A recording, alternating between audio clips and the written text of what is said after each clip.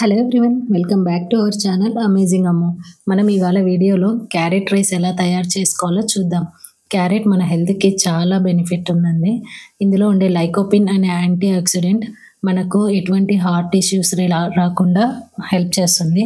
ఇంకా అలాగే మన ఇమ్యూన్ సిస్టమ్ని కూడా చాలా బూస్టప్ చేస్తుంది.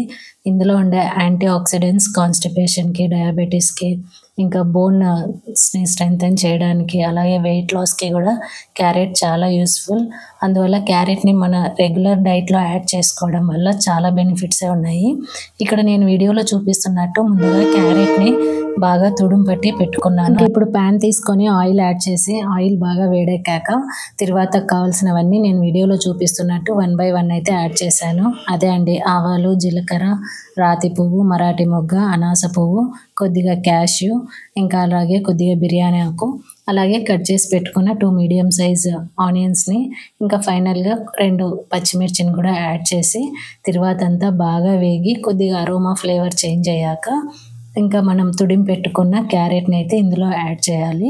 ఇక్కడ మెయిన్ ఏంటంటే మనము క్యారెట్ పచ్చివాసన పోయే వరకు బాగా వేయించుకోవాలండి. అదే మన క్యారెట్ రైస్కి మంచి టేస్ట్ని ఇస్తుంది.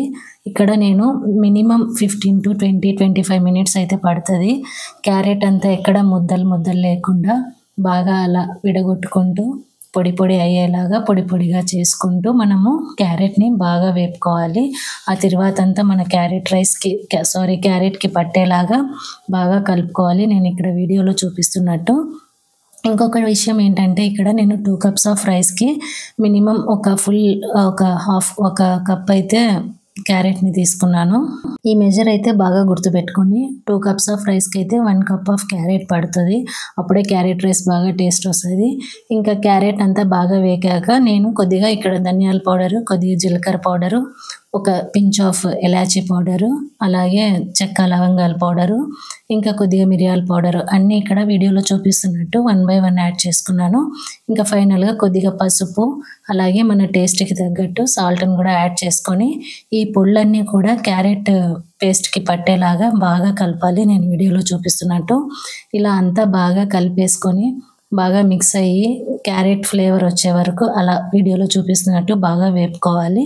ఇంకా ఫైనల్గా నేను తీసుకున్న 2 big bowls ఆఫ్ రైస్ని అయితే ఇక్కడ క్యారెట్ పేస్ట్లు అయితే యాడ్ చేసుకున్నాను. ఇక్కడ ఇప్పుడు మన రైస్కి ఈ క్యారెట్ పేస్ట్ అంతా పట్టేలాగా బాగా కలుపుకోవాలి. అలా కలపడం అంతా అయిపోయాక ఫైనల్గా మీకు టేస్ట్ ఇంకా బాగా ఉండాలి అనిపిస్తే ఒక 2 to 3 tablespoons ఆఫ్ గీని కూడా యాడ్ చేసుకుంటే ఇంకా బాగుంటుంది. ఇది పిల్లలకి వెరీ హెల్దీ అండి. మనము రాగా కూడా కన్జ్యూమ్ చేసుకున్న క్యారెట్ చాలా హెల్దీ.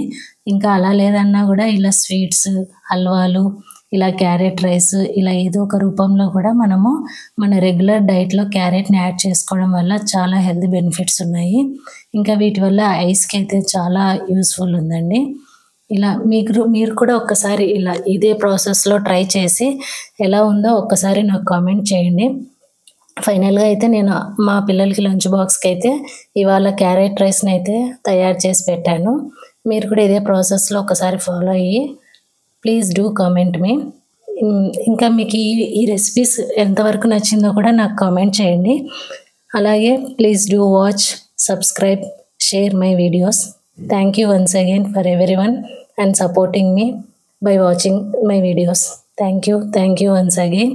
మీకు కానీ నా వీడియోస్ నచ్చినట్లయితే please do share, subscribe. Also please do comment also. Thank you.